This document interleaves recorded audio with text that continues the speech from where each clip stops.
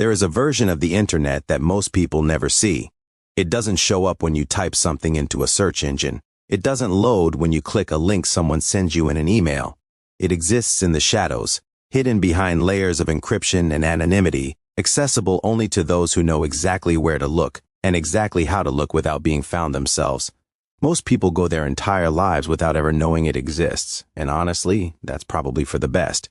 Because what lives down there, in those hidden corners of the digital world, is something that most of us would rather not think about. It is a place where the worst impulses of human nature are given free rein, where things that cannot be said in polite company are not only said, but acted upon, where anonymity strips away every last shred of accountability, and people, real, breathing, living people, become commodities, tools, targets. And yet, for all of its darkness, the hidden web has a strange gravity to it. It pulls people in. Sometimes it's curiosity, sometimes it's desperation, sometimes it's greed dressed up as opportunity, and sometimes people stumble into it without ever meaning to go that deep at all. They take one step and then another, and before they know it, they are so far from the world they recognize that they can barely remember what the light looked like. Tonight, we are going to hear from some of those people, 4 of them to be exact. Each one has a story that begins somewhere ordinary, a job, a career, a financial crisis, a relationship, and ends somewhere none of them ever expected to find themselves. One of them ran a small revenge prank business on the dark web during one of the most frightening periods in modern history, only to find themselves on the receiving end of a request so horrifying that it changed the course of their life forever. One of them survived a hired assassination attempt and spent years wondering which person sitting across from them at work had actually tried to have them killed. One of them built a 6-figure criminal empire from their laptop while holding down a respectable IT career, and lost everything that mattered the moment it all came crashing down. And one of them trusted the wrong person in the wrong corner of the internet and ended up paying a price that went far beyond money. These are not fictional stories. These are not dramatized thrillers. These are real experiences shared by real people who came terrifyingly close to outcomes they might not have survived. And if there is one thread that ties all of them together, it is this. The hidden web does not care who you are. It does not care how smart you think you are, or how careful, or how well-intentioned. It will reach out from the darkness and find you, whether you went looking for it or not. So settle in, get comfortable, and keep the lights on. Because what you are about to hear is going to stay with you for a long, long time. And if this is your first time here, welcome to the channel. Make sure you hit that subscribe button so you never miss a story. And ring that notification bell so you're always the first to know when something new goes up. You are going to want to be here for everything that comes next. Story 1. Dirty deeds done dirt cheap. For a whole lot of people, the year 2020 was one of the hardest years they had ever lived through. Good, honest, hard-working people lost their jobs practically overnight. Some lost their sense of stability. Some lost far more than that. And almost everyone, at one point or another, found themselves standing in a grocery store aisle staring at empty shelves, wondering how it had all come to this so quickly. But here is the thing that doesn't get talked about quite as often. The hard times didn't just fall on the good people. They fell on everyone, including people who were already living on the wrong side of things to begin with. The narrator of this first story is one of those people. By their own admission, they were a functioning opioid addict at the time the pandemic hit. And when the world locked down and supply chains started buckling under the pressure, it didn't just make it harder to find toilet paper or hand sanitizer. It made it harder to find a reliable fix. Dealers were going offline left and right, ducking the lockdowns just like everyone else. And the ones who were still operating had figured out pretty quickly that they could charge a lot more for a lot less. Prices were going through the roof. At the same time, the restaurant where this person worked had shut its doors, going weeks at a stretch without reopening. The stimulus money that came through didn't go far. The emergency savings dried up faster than expected. And the anxiety of not knowing when or whether things would get better was pressing down on them from every direction at once. They needed to find a way to make money, quickly. So they started experimenting, trying different ideas, looking for something that might actually work.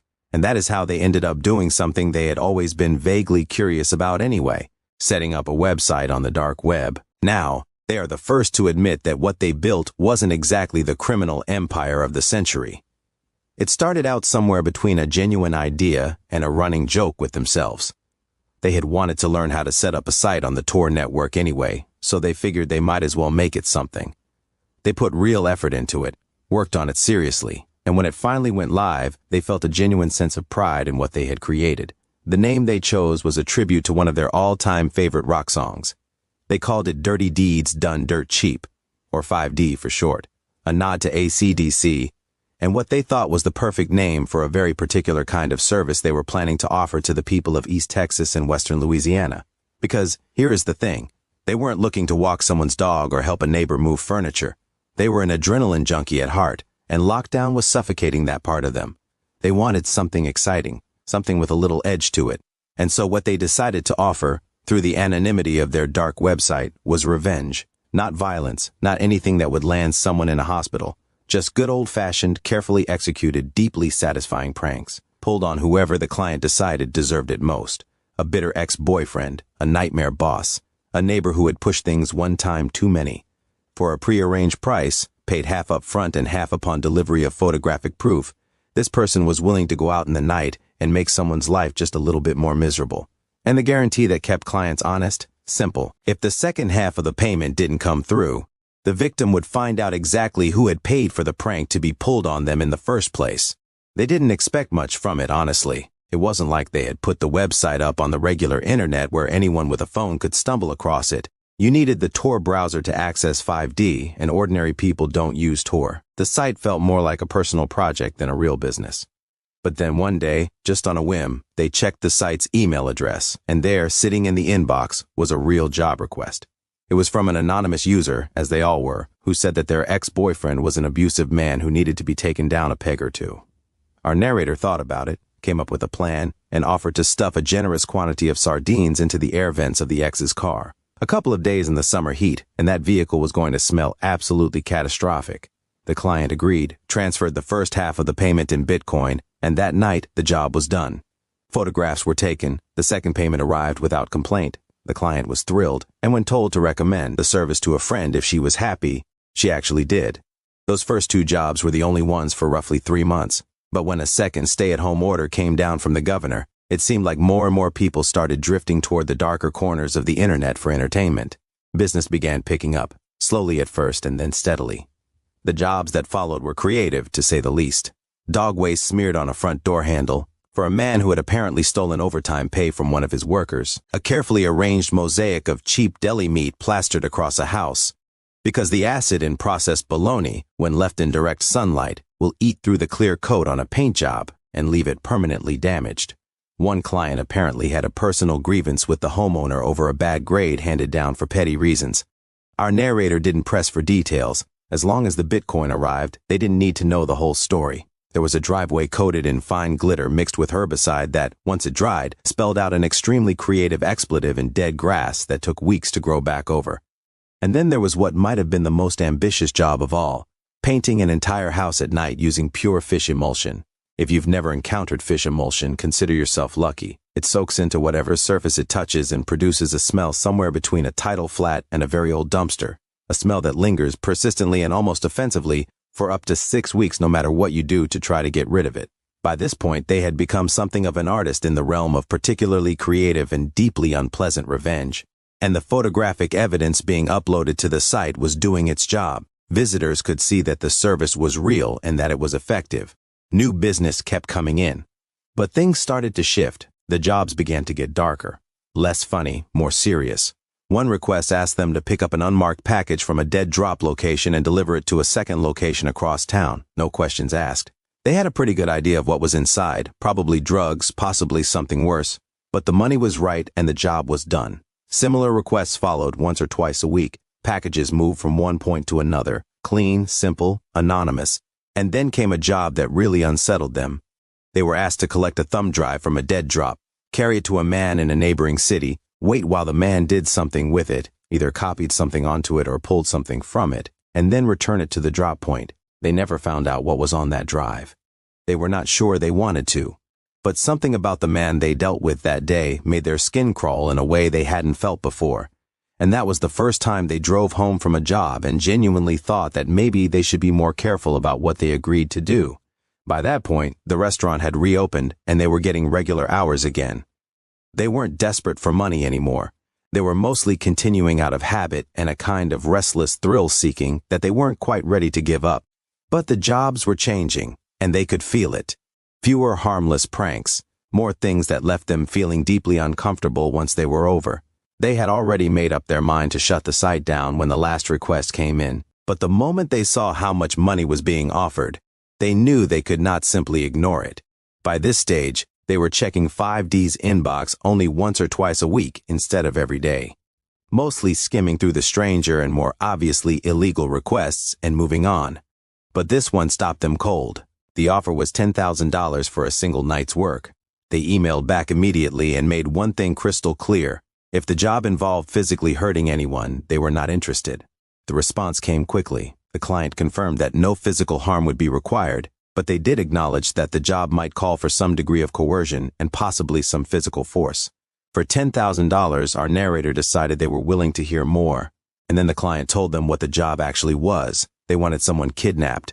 The first question naturally was who, and the answer was something that nobody could have anticipated. The client didn't give a name. They didn't describe a specific target. They didn't have a particular person in mind at all. They wanted anybody. More specifically, they wanted any female. Preferably an adult, they said, but a child would do just as well. At this point, our narrator's first instinct was that this had to be some kind of elaborate prank or a law enforcement sting. But then the client kept going. They explained that they were part of a large, secretive organization, one that engaged in something called live cannibalism. Now, that term requires a moment of explanation, because this is not the kind of cannibalism you might have read about in history books. Live cannibalism, as the client described it, involves something far more deliberately cruel. It means amputating parts of a living victim while they are still conscious and aware, then preparing and eating those parts, while the victim is forced to watch and endure the entire ordeal. Our narrator told the client plainly that they didn't believe a word of it, and that they wouldn't be hearing from them again. And that is when the client sent their ex-pub. For those unfamiliar, an ex-pub, or extended public key, is something you can enter into a blockchain explorer to view the complete balance and transaction history of a given cryptocurrency wallet. It's not a wise thing to share with a stranger because it reveals not just how much crypto a person holds, but the entire financial history of everything moving in and out of that wallet. What our narrator saw when they entered that code stopped them cold. The wallet held the equivalent of $500,000 in Bitcoin, and the transaction history showed heavy, consistent traffic, major sums moving in and out every single day, with some individual transactions far exceeding the $10,000 being offered for this job. It was the most convincing possible proof that this person was not a teenager with a dark sense of humor. This was someone with serious resources and a seriously operational network. Still, our narrator told themselves it might be some kind of elaborate prank, but the client was not done. They began addressing every concern, walking through logistics and planning in a level of detail that no ordinary internet troll would bother to put together. They had a drop-off location already chosen. They claimed they could guarantee the security of that location, and they offered extensive, specific, and deeply disturbing guidance on how to approach, coerce, intimidate, and overpower a potential victim. Our narrator typed out much of what was shared with them during that conversation, but chose not to include the specifics in their account, and rightly so. What they will say is that it was detailed, it was extensive, and it was the kind of thing that no one would have assembled for fun. Every piece of information pointed in the same direction. This person was real, their organization was real, and they were genuinely looking for someone willing to do this. The conversation lasted from around 11 at night until nearly 3:30 in the morning, and from the very first moment the word kidnap appeared on the screen, our narrator had already made their decision. They were out, not tempted, not wavering, out. Every question they asked after that, every piece of information they extracted from that conversation, all of it was being gathered for one purpose, to hand over to law enforcement. They never confirmed the job. They told the client they were interested and that they would get back to them within 24 hours. Less than 2 of those 24 hours had passed before 5D was completely offline and gone. Exhausted as they were, sleep was impossible that night. Instead, as the darkness of the early morning hours still lay over the city, they walked to a public payphone. They used a text-to-speech program on their phone so that their voice couldn't be recognized, and relayed everything: the conversation, the details, the logistics, and most importantly, the address of the drop-off location that had been shared with them, to a police dispatcher.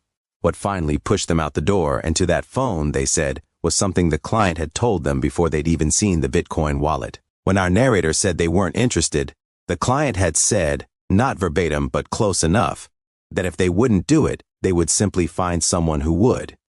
At the time, those words hadn't fully landed. But once they saw the wallet, once they understood the kind of resources and reach this person actually had, those words became something that kept them awake long after the call to the police was over. They weren't completely certain anything would come of the report. You can never be fully sure of anything when it comes to strangers you encounter in the darkest corners of the internet. But they had been disturbed enough to make the call, and that was enough. It was months later, scrolling absently through local news headlines, when they saw something that made their stomach drop. A man from Texas had just been convicted on charges of soliciting murder and cannibalism via the internet. His name was Alex Barter. Reading through the details, the story was almost identical to what our narrator had experienced. An undercover officer had been approached online. The same pitch had been made. A cash offer for the procurement of a kidnapping victim. The same frank and open description of the victim's intended fate. But there were small differences, minor inconsistencies between what the cop had reportedly been told and what our narrator had been told. And crucially, Barter was only 23 years old at the time of his conviction. He had first been arrested back in 2018. And according to everything written about the case, he appeared to have been operating alone. So if that was true, if Barter had no known accomplices, then who exactly had our narrator been speaking to during those late-night hours in 2020? It's a question that has never been fully answered, and it's one that our narrator thinks about still. Their best guess, and they acknowledge it is only a guess, is that they are looking at some kind of network, not a sophisticated criminal mastermind operation necessarily, but a loose association of people with money, with connections, and with the willingness to use others as disposable intermediaries. People who do the visible, risky work so that the person with the real money can keep their hands clean. Barters and others like him might be the face of something, the fall guys, the boots on the ground, while the real architects remain buried beneath layers of anonymity and resources. And the thing that still keeps our narrator up at night even now, even years removed from that conversation at 3 a.m? The client was right. They said that if one person wouldn't help them, they would find someone who would, and with enough money and enough patience. Eventually, they probably did. If any of this sounds familiar to you, or if you've ever had an experience that left you with that same cold, creeping certainty that something was very, very wrong, share it in the comments below. We would love to hear from you. Story 2, The Bounty. My name is Max. I grew up in Germany, and for as long as I have been old enough to make choices, I have tried to make the right ones. I respected my parents. I worked hard at school and then harder still at university. I set ambitious goals for myself and then pursued them with the kind of methodical, focused determination that some people might even call relentless. I had my sights set on a career at one of Germany's most prestigious and highly regarded manufacturing companies, and I was not going to stop until I had earned my place there. But I want to make something clear about the kind of ambition I carried. I was driven, yes, aggressively so if I'm being honest with myself, but I was not arrogant. I never believed that my goals entitled me to anything at someone else's expense. I operated by a code of ethics that I considered non-negotiable. I donated a portion of my salary to charitable causes. I volunteered time at a local organization that served the deaf community. Some of that was genuine altruism, and some of it, I will admit, was about building the sense of self-worth that comes from contributing to something larger than yourself. Either way, I held myself to a high standard, personally and professionally. It wasn't enough to keep me safe. By the age of 32, in the year 2010, I had not been involved in any kind of physical altercation since a minor schoolyard scuffle during a game of football years and years before. My life was peaceful, steady, and full of genuine happiness. I had married in 2008, and by 2010, my wife and I had made the beautiful and terrifying decision to start trying for a baby. It was the happiest period of my life. Probably the most exciting, too. We began planning for the nursery, choosing furniture, looking at colors, thinking about the kind of parents we wanted to be. It was the kind of joyful, exhausting preoccupation that people who have been through it will recognize immediately. A particular kind of happy chaos that leaves your mind spinning even as it fills your heart up completely. And on top of all of that, I had put my name forward for a promotion at work. A senior colleague had resigned, leaving open a position that was essentially an assistant director's role within my division. It wouldn't have put me at the very top of the organization, but it would have given me real responsibility and real authority over my former peers. Most of the people in my department applied. Everyone was open about it. Everyone wished each other well. The general attitude, as far as I could tell, was a healthy and respectful spirit of competition. May the best candidate win. I believed that. I genuinely did. A friend of mine in another department pulled me aside one afternoon with some news. His girlfriend was a secretary with access to the executive level, and she had overheard something that she had passed along to him. According to what she had heard, management was very impressed with how I had interviewed. I had made it through to the final round, a pool of just 4 remaining candidates. I was on cloud 9 for the rest of that workday, absolutely buoyed by the possibility of it, riding a wave of cautious optimism that made the afternoon feel lighter than usual. But by the time the end of the day rolled around and it was time to make my way home, I was starting to feel the weight of everything catching up with me. The excitement of the news, the ongoing baby planning, the everyday demands of the job, it had all accumulated into a bone-deep tiredness. When I finally lowered myself into the driver's seat of my car in the company parking lot, I honestly considered closing my eyes and resting for a short while before attempting the drive home. I decided against it. I reached for my seatbelt and clipped it into place. Then I glanced up at my rearview mirror to check whether there was anything behind me. There was, a man, masked, sitting in the back seat of my car. My first instinct told me it was a car thief. A carjacker who had gotten into the vehicle while it sat unattended and was now planning to force me out at knife point. My reaction was immediate. I hit the lock button and turned the key in the ignition, fully intending to drive with him still in the car if that was what it took to get away from him. The moment the engine caught, I heard the first shot. My windshield exploded. The back window shattered. I dropped myself down in the seat on pure instinct, pressing as low as I could go. It was the right thing to do.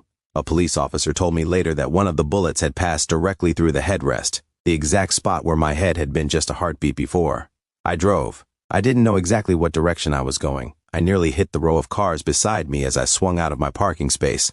I didn't know when the shooting stopped. I was too focused on getting out, on putting distance between myself and whatever was happening behind me. I didn't sit up properly until I was out on the open road and moving fast. I drove for some time at high speed, not particularly caring if a police officer pulled me over. In fact, a small part of me hoped one would. I ended up calling them myself from the parking lot of a fast food restaurant, having nearly caused several accidents along the way while trying to hold myself together well enough to drive. The officer arrived within minutes. After hearing a brief summary of what had happened, she calmly offered to take me to the station to give a full and proper statement. My car was in no condition to be driven. A colleague gave me a lift home, and that evening I sat down with my wife, who had tears streaming down her face before I'd even finished the first sentence, and told her that someone had just tried to kill me. For weeks after that, I held on to the belief that it had been a carjacking gone wrong, an opportunistic criminal who had escalated to violence when things didn't go the way he planned. A terrible thing, but at least an explainable one. I was wrong. The police found the man who had fired those shots with what I can only describe as remarkable speed. I had enormous faith in our federal police force, but even so, the efficiency of it was stunning. And when I went in to learn the outcome, I was expecting to hear that the motive had been theft, that he had wanted my car. Instead, I learned that someone had wanted my life. The man who had tried to shoot me in that parking lot had cooperated with investigators in exchange for a more lenient sentence. And what he told them was something I struggled to process for a long time afterward. He had been hired to kill me. He had discovered the offer, a bounty placed on my life, through a hidden website that only certain people knew how to access. The investigator used the term dark web when he explained it to me, though it took some time before I fully grasped what that meant.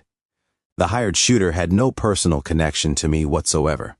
He had no idea why someone wanted me dead. He was just the person who had agreed to do it. What he could tell the police was that whoever had hired him appeared to have a very specific and detailed knowledge of my work schedule, including where I parked my car, which strongly suggested that whoever had placed that bounty on my head knew me, worked near me perhaps, possibly sat at a desk down the hall from mine every single day. Everyone in my department was questioned, so were the company's executives. Despite all of it, no arrests were ever made. No definitive evidence was ever uncovered. If the person responsible had used the dark web to hire the shooter, they had almost certainly been careful enough to erase any trace of that communication from their devices. And they had been right to be careful, because the police's examination of digital devices turned up nothing conclusive. A large part of me wanted to walk out of that company and never go back. How was I supposed to sit in meetings and eat lunch in a break room and exchange morning pleasantries with colleagues when one of them, perhaps sitting right next to me, had tried to have me killed over a job promotion? I told the executives exactly that. And what came back in response was an offer that, as a man trying to build a life and start a family, I found very difficult to refuse. An inflated salary, enhanced benefits, upgraded security in the company parking lot, staffed by dedicated personnel from that point on, a substantial one-time payment, and legal support from the company's own lawyers, along with a formal request to keep the entire story out of the press. If I had been a single man, I might have walked away on principle. But I wasn't a single man. I had a wife and a family we were trying to build together, and beyond the financial considerations, there was another reason to stay. The possibility, however slim, that remaining inside the company might one day help me understand who had done this. It never did.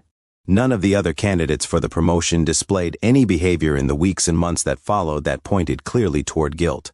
Over time, some began to theorize that the person responsible might not have been inside the company at all, that someone from outside, perhaps with their own reasons for wanting the company destabilized, might have targeted me to cause disruption. I don't know the truth. I probably never will. What I do know is this. I did everything I was supposed to do. I worked hard. I lived honestly. I treated people with fairness and respect, and none of it was enough to keep the darkness from finding me. That is what haunts me the most. Not the memory of the shattered glass and the sound of gunfire in a parking lot on an ordinary evening. It's the understanding that a person can do everything right, keep themselves as clean and decent as they know how, and still become the target of something they never saw coming. That is not a comfortable thing to carry. But I carry it still. Story 3. The Silk Road. You can call me H. I grew up in London, and from a very young age, computers were my entire world. My parents were comfortable enough financially to have purchased a home PC back in the days when Windows 95 was still a cutting-edge operating system, and I was absolutely obsessed with it. I would spend hours on end in MS Paint, drawing things that were completely terrible and completely satisfying. I worked through every floppy disk game my father brought home from the office. To my younger self, that machine was nothing short of magical, a window into a world of possibilities that I couldn't quite articulate but could feel deeply. As I got older, the fascination evolved. I stopped caring so much about what computers could do and started caring intensely about how they did it. And then in the year 2000, my father signed us up for a dial-up internet connection, and that changed the trajectory of everything.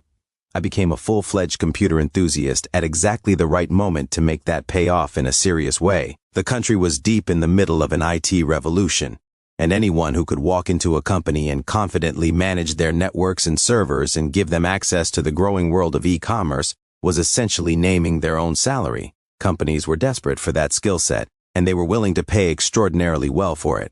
I landed exactly that kind of position in 2008. To say it was a good situation would be an understatement. I was excellent at the work, not because I pushed myself to be, but because the subject matter fascinated me so thoroughly that excellence came naturally. I genuinely loved what I did, but long before that career opportunity materialized, I had been reading about something that had slowly crossed the boundary from theoretical concept into something that felt more like legend. You might know it as the deep web, though many people use that term and the term dark web interchangeably, when in fact they describe slightly different things. The deep web, in its most basic sense, has existed for as long as the internet has. The difference between public and private digital space is no more complicated than the difference between a storefront and a back room. There is nothing inherently criminal about setting something up where not everyone can see it, but it was always inevitable that certain people would use that private space for things they couldn't do out in the open. And by the late 2000s, the term dark web had emerged to describe the corners of that hidden space where genuinely dangerous and illegal things were being bought, sold, and arranged. As you can imagine, that prospect absolutely fascinated me, so I went looking. And that is how I found the Silk Road. It was a beautifully apt name, a callback to the ancient trade routes that once carried spices and silk and precious goods across continents. But this was nothing like those historic merchant paths. This was something unprecedented. Launched by an American, going live somewhere around 2011, the Silk Road was not merely a marketplace for one or two categories of illegal goods. It sold everything. And under that umbrella of everything was an enormous quantity of drugs, weapons, hacking equipment, banned publications, and all manner of contraband that couldn't pass through official channels. What struck me most was how different it was from the drug trade as I had always imagined it. I had always pictured that world as one built on deception, watered-down products, unreliable sources, people getting cheated at every stage of the process. but the Silk Road operated on something closer to the principles of a legitimate marketplace. There were seller reviews. There were reliability ratings. Manufacturers and large-scale suppliers could list their products directly, cutting out the expensive and unreliable chain of middlemen that existed on the street level. That meant higher purity products at lower prices, and it was making a great deal of money for a great many people. I visited the site every day for about 2 weeks, and then curiosity started shading into something else, something I now recognize clearly as greed, though at the time I was more inclined to call it ambition. I had a good salary and a job I enjoyed, but I was also young and hungry for something more, something to scratch the itch of excitement that normal life wasn't quite reaching. I did my research. I studied shipping methods and pricing structures. I spent time understanding how the system worked from the ground up. And then, in early 2012, I made a decision that would change the course of my life entirely. I ordered half a kilogram of heroin from a highly rated seller on the Silk Road, paying the equivalent of 10,000 pounds in cryptocurrency. The seller had arranged to conceal the shipment inside a piece of small electronics before sending it. Part of me honestly expected the package to never arrive. Even knowing the site's review system was policed against fraudulent sellers, the whole thing still felt slightly surreal. And then one morning, delivered through my letterbox by Royal Mail of all things, the package came. I disassembled what turned out to be a computer monitor. And there, packed carefully inside the hollow cavity, was the product, sealed in clear plastic, half a kilogram of pure Afghan heroin, enough, if discovered, to earn me somewhere between 12 and 16 years in prison. Now I needed a buyer. I went out on a Friday night, found the first person sleeping rough on a street corner, and offered him a small amount of cash if he would show me where to buy heroin locally. He led me to a phone, made a call, and about 15 minutes later a teenager arrived on a bicycle and sold the man a small bag. I stepped in at that point and told the young lad on the bike that I wanted to speak to his boss. He was skeptical, understandably. But after I explained myself in broad strokes, he took my number and rode off. Less than 2 hours later, I got a call back. I was told where to go, and I walked there, wearing a ski mask, which I had put on before leaving the house. I kept out of sight until 3 hooded figures arrived, at which point I stepped forward and nearly frightened them half to death in the process. Once it was established that I was not a threat, they asked to see what I had. I had brought a sample, just a small one. The oldest of the 3, a poorly-looking young man who was older than he initially appeared, took a small amount and inhaled it. The effect was immediate and dramatic. He could barely hold his head up. He swayed on his feet while the others did their best not to laugh. They were impressed. They took me up several floors of a block of flats to the place where the operation was run, what some people might call a trap house, and that was where I first met Stephen. Stephen had a lot of thoughts about the ski mask. At first he was aggressive about it. Then as we talked, he found it amusing. It made me a character, he said. We had a conversation that felt almost formal in its structure. His people checked me over, I answered questions in deliberately vague terms, and the sample of the product did most of the convincing for me. I didn't need to oversell anything. The zombie-shuffling young man being guided back into the flat behind me said everything that needed to be said. I told Stephen simply that I had a business proposition and that we could both make a great deal of money together. All he had to do was agree to my terms. I would guarantee him access to high-quality product at a price he couldn't find anywhere else. In return, he would work with me and keep our arrangement clean and uncomplicated. He agreed. The early days were a little rough around the edges, working out where and how to make handoffs, keeping my face consistently covered without drawing unnecessary attention to myself. A scarf pulled up over the lower half of my face combined with sunglasses worked well in winter. When meeting Stephen directly, it was always the ski mask and sunglasses, and I never arrived in my own vehicle. The quantities grew. Half kilograms became full kilograms. The most I ever moved in a single transaction was 2 kilograms. The frequency of orders increased as well, though it wasn't always smooth.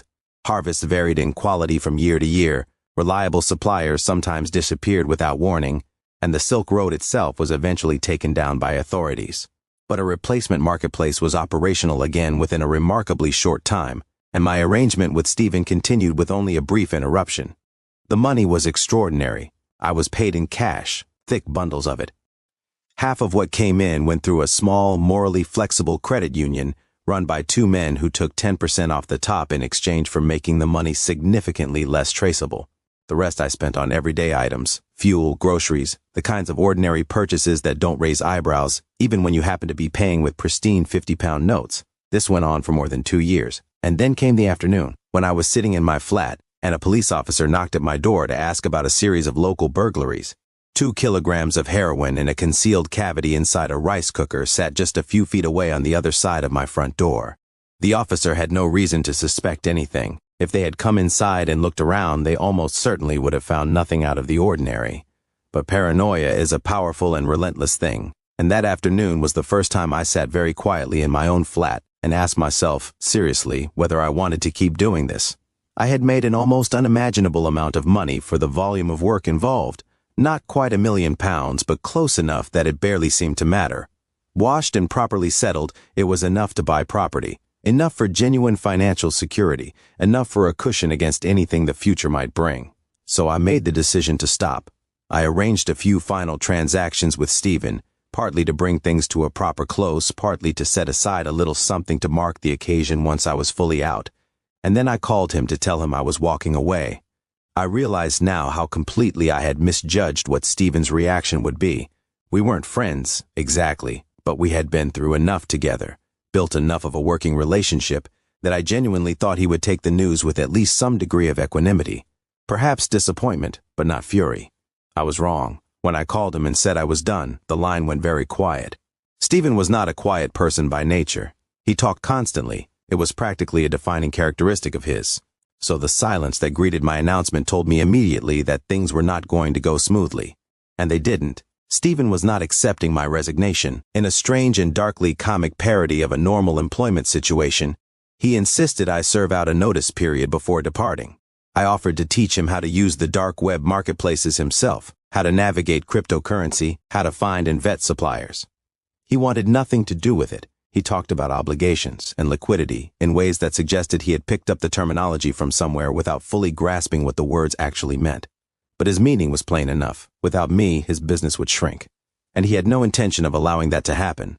Then the threats began, against me, against my family, against my friends, against anyone and anything he could think of. I listened, and then I did the one thing I had managed to do consistently throughout all of this.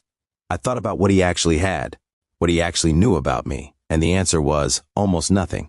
He had never seen my face without the mask. He had never been in my car. He had never seen me in any context outside of our late-night meetings, wearing clothes I had never worn in any other setting and never would again. He had my voice, and that was essentially all. Unless Stephen had access to some extraordinarily specialized technology for tracking people by the sound of their voice alone, he had no way of finding me. And so I did something that very few people in history have done and walked away from unscathed. I hung up on an angry criminal who had just threatened my life. I will not pretend that this was a calm and composed experience. My hands were shaking. My heart was going at a pace that didn't feel entirely safe. But once I had settled enough to think straight, I went through everything logically. We didn't move in the same social circles. We didn't live near each other. We had never encountered each other during daylight hours. I was confident that if I saw him on the street, he wouldn't recognize me. And if by some impossible chance he did, all I had to do was say nothing, and there was nothing he could do. For the first time in a long time, I had a life that was entirely my own again. After several months of keeping a low profile and letting the dust settle, during which time the Silk Road was permanently shut down for good, I decided to make my first real luxury purchase. I went to a Bentley dealership. It was a pre-owned model rather than brand new, which made it considerably more affordable while still offering the immaculate condition that Bentley's pre-owned program is known for. I had visited the showroom a couple of times already, mostly to speak with the salespeople and get a sense of pricing. It took a few visits to settle on the exact model I wanted. The salesman tried to steer me towards something flashier and more expensive, but I preferred something understated and discreet. That kind of vehicle wasn't typically available in the pre-owned inventory, so I waited about 6 weeks until one came in. And the moment it did, I was there to put down the deposit. It felt like a celebration. I was sitting with the salesman, signing papers and talking cheerfully, feeling an almost ridiculous sense of satisfaction. The process took about 45 minutes. During that time, 2 men wandered into the showroom. I barely registered them. I was too absorbed in the pleasure of the moment. They looked at the display models. One of them spoke to a saleswoman. Ordinary showroom behavior. I didn't give them a second thought. When the final paperwork was done, I stood up, shook the salesman's hand, and headed toward the exit. That's when I noticed that one of the 2 men had gone very still and was staring at me with a fixed intensity that had nothing casual about it. Growing up in London, my default response to someone staring at you in public is not to engage. I avoided direct eye contact and kept moving toward the door. Maybe it was habit, maybe it was instinct. Either way, it wasn't until I was just a few steps from the exit that I finally turned and met the man's gaze directly. My blood went cold. It was Steven. He was wearing a suit, which is partly why my peripheral vision hadn't flagged him immediately. He was staring at me the way you stare at someone when your brain is in the process of assembling a recognition you cannot quite believe. He had been listening to me speak to the salesman for 20 minutes or more, and now something about my voice, my manner, the way I carried myself, something had clicked. He asked me, in a voice that was carefully measured, "Do I know you?" I stopped, I looked at him, and I shook my head. Then I walked out the door. The moment I was outside, every carefully managed calm I had constructed inside that showroom collapsed entirely. My heart was hammering, my vision was starting to go gray at the edges. I walked to my car at a pace that I have to believe, in retrospect, was not entirely normal, started the engine, and pulled out of the lot. As I drove away, I glanced in the mirror. Steven was standing just outside the showroom doors, phone in hand, recording my car as it drove off, recording my registration plate. The next 20 minutes of driving were some of the most frightening of my life. My breathing became shallow and erratic. My vision kept blurring at the periphery. I knew I couldn't stop. Steven might have been following me, but I also wasn't sure I was in any condition to be driving. I forced myself to keep going, turning deliberately away from the direction of home, clocking 5 or 6 miles before pulling into an apartment complex car park and switching off the engine. And that was when the full weight of what had just happened settled over me. Steven had recognized me, or very nearly, certainly enough to want my registration number so he could investigate further. And if that investigation succeeded, if the man who had threatened to harm my family finally traced me back to an address, the outcome of that was something I couldn't allow myself to think about too directly. But I had to think, and slowly a plan assembled itself. First, I could not go home in that car. I left it in the car park and walked. Second, I called my girlfriend and told her, in the most urgent terms I could manage, that she needed to go to her mother's house immediately and take nothing except the absolute essentials. She could tell from my voice that something was seriously wrong. I told her I would explain everything when I saw her, but that she had to move right now and she could not go back to the flat we shared. It took hours to walk home, hours during which I talked to her on the phone, trying to reason with her, reassure her, prepare her for what I was going to have to tell her. When I finally got back to the flat, I packed everything critical, particularly the money, and took a taxi to a friend's house. I borrowed his car and drove to my girlfriend's mother's home, where I sat down with my girlfriend in a private room and told her everything. All of it. The Silk Road, the deals with Steven, the heroin, the money, the ski mask and the late-night handoffs in the credit union and all of it. She had believed I was repairing and returning electronic appliances. She had believed the explanation I'd given about the Bentley, that I had been saving for it since I was a teenager. She did not take the truth well. She broke up with me there and then. She told me that what I had done was one thing, but that putting her life in danger was something else entirely, and she wasn't prepared to live with that. She told me that if there was any chance they could find me through my car's registration, I needed to leave immediately, and that she never wanted to hear from me again. It was the last conversation we ever had. The following day, I bought my friend's car from him for considerably more than it was worth, pointed the nose of it northward, and drove away from London. I have not been back since. My parents didn't understand why I was leaving. I couldn't find it in myself to tell them the truth, so I invented a story about a better job opportunity in the Northwest. They accepted it without too many questions. They've noticed that I never seem to find the time to come and visit. I always encourage them to make the trip up to see me instead. I think by now they suspect that something is not being said. Perhaps one day I'll tell them. I sold the Bentley too, eventually. Had it delivered north. At first it felt like a small victory, a trophy from another life. But over time, it became something else entirely.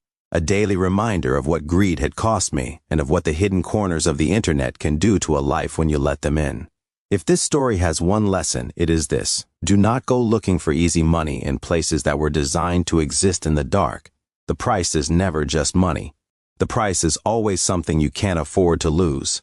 Like this video if that message landed with you, and share it with someone you care about who might need to hear it too. Story 4. Andre from Belarus. This last story is a little different from the others. There's no violence in it, no hitman, no kidnapping request coming through at 3 in the morning. But it has its own kind of terror, the slow, creeping kind that builds before you even realize what's happening. The narrator of this story was someone who had spent a significant amount of time and energy in the world of cryptocurrency. 4 figures deep into it, always looking for ways to grow what they had. And like a lot of people in that space, They believed that the regular internet was too closely monitored to conduct that kind of business openly. So they spent time in the darker, more private corners of the digital world. That's where they met someone named Andre, introduced through a mutual friend, which immediately gave the whole thing an air of legitimacy. Andre claimed to operate a cryptocurrency investment fund based out of Belarus. He made a confident and attractive pitch, invest with him, and within a matter of months, you could see double or even triple returns on whatever you put in. The mutual friend vouched for him. And after several weeks of cautious back-and-forth conversation, enough to feel reasonably confident about the man's credibility, our narrator transferred the same amount in Bitcoin that their friend had put in and sat back to see what would happen. What happened at first was encouraging. Week after week, the balance in their account with Andre appeared to grow, slowly at first, then faster. The number kept climbing, and before long it had reached a point where withdrawing would mean having 10 times more than the original investment. Not life-changing wealth, but genuinely meaningful. A significant return for a modest risk. That's when our narrator decided it was time to take the money out. Andre was not pleased. He pushed back firmly, insisting this was exactly the wrong moment to withdraw. "Stay in a little longer," he said. "A few more months and the pot could be worth tens of thousands instead of just a few thousand. The opportunity was right there. Don't lose your nerve now." Our narrator heard him out, and then, respectfully said thank you but no thank you. They would like their earnings now, please. Andre couldn't exactly force him to keep the money in, but when the withdrawal was processed, something was wrong. The amount that arrived was exactly what had originally been invested, not the inflated balance that had been showing in the account, and the account itself now showed zero. The returns had never been real. Whatever was displayed in that account had been a fabrication. Numbers on a screen designed to inspire confidence and encourage larger investments. It was, in its structure, something resembling a Ponzi scheme. New money coming in was being used to sustain the illusion of growth, while the actual funds were going somewhere else entirely. Our narrator went back to the friend who had made the introduction, hoping for some kind of acknowledgement that something had gone wrong. Instead, what they got was an accusation. By withdrawing, they had been told, they had disrupted the whole system and put everyone else's investments at risk. The solution was simple: reinvest and all would be forgiven, no harm done. It was at that point that the full picture became clear. The friend had not been an innocent intermediary who had also been deceived. The friend was part of it. And the pressure being applied now, the insistence, the framing of the withdrawal as a betrayal, was the next phase of the operation. Keep the money flowing in. Keep the mark from walking away. Our narrator refused to reinvest. And then things escalated, rapidly. Threats followed. The warning that Andre and his associates were not people to be taken lightly. Our narrator, who had some experience with online security, assumed that their identity and location were protected. But they had underestimated one crucial factor. Their so-called friend already knew who they were. And with that information passed along, the anonymity they thought they had was gone. The first sign was their computer. Something happened to it without warning. The screen froze, a browser window opened on its own, and something began downloading and installing itself before they could stop it. They yanked every cable from the back of the machine. They checked whether their VPN had been active and properly running at the time. They told themselves they had gotten away in time. A few days later, they came home to find a window near the fire escape standing open. They were certain they had closed it before leaving that morning. Nothing inside the apartment appeared to have been touched, but the certainty was gone. They began quietly packing up the things that mattered most and making arrangements to stay somewhere else for a while. That same night, their car was stolen, and the next morning there was a note waiting in the mailbox. One word: reinvest. They went to their mother's house that same day. They reported the car theft to the police. They canceled the lease on their apartment. Every device they owned had to be treated as compromised and disposed of. Phones, laptops, everything. The financial and emotional cost of replacing all of it over the months and years that followed was considerable. But the worst moment came at the very end of the lease period. They went back to the apartment one final time to collect the last of their belongings. They were walking across the lot with bags under each arm when a car came around the corner of the building and accelerated directly toward them. They dove behind a parked vehicle. The speeding car clipped the vehicle they were sheltering behind as it sped off. Their mother, who had driven them there, had watched it all happen. It was only then, in the immediate aftermath of that moment, that our narrator told her everything. What followed next was remarkable in its own way. Their mother did not fall apart. She absorbed the information, made a series of decisive and practical decisions, and took action. She sent her child to stay with a relative in another state, far from the immediate danger. She asked her husband to teach her how to handle a firearm in case anyone came looking. She scraped together a few $100s to help replace the lost technology, and she handled everything with a quiet determination that made an utterly terrifying period of life feel slightly more survivable. Once the situation had calmed and it was safe to access their cryptocurrency savings and cash them out, our narrator repaid every penny. But they never forgot what their mother's steadiness had meant during those weeks. As for Andre, the mechanics of the operation were never entirely clear. The best theory was something resembling a Ponzi structure. Incoming money was used to sustain the appearance of a thriving investment network, which attracted more participants, which brought in more money, and so on. But whoever was truly behind it, whatever resources they had, whatever network of people they operated through, they had been willing to physically pursue someone over a relatively small amount of cryptocurrency, which says something both about the kind of operation it was and about how seriously they took the enforcement of their demands. It is a reminder that the anonymity of the internet, whether on the surface or in the hidden layers beneath it, is never quite as complete as we assume, and that the people operating in those spaces are not always confined to them. Sometimes they reach through the screen. If you've ever had a similar experience, a scam, a threat, something that followed you from the digital world into the physical one, share it in the comments. You are not alone, and your story matters. 4 very different stories, 4 very different people, but all of them touched in some way by the same invisible web, a part of the internet that most of us will never see, and that most of us are better off never seeking out. What ties them all together is something worth sitting with for a moment. The people in these stories were not all criminals. They were not all reckless or naive or careless. One of them was a quietly ethical man who did everything right and still ended up with a hitman sitting in his back seat.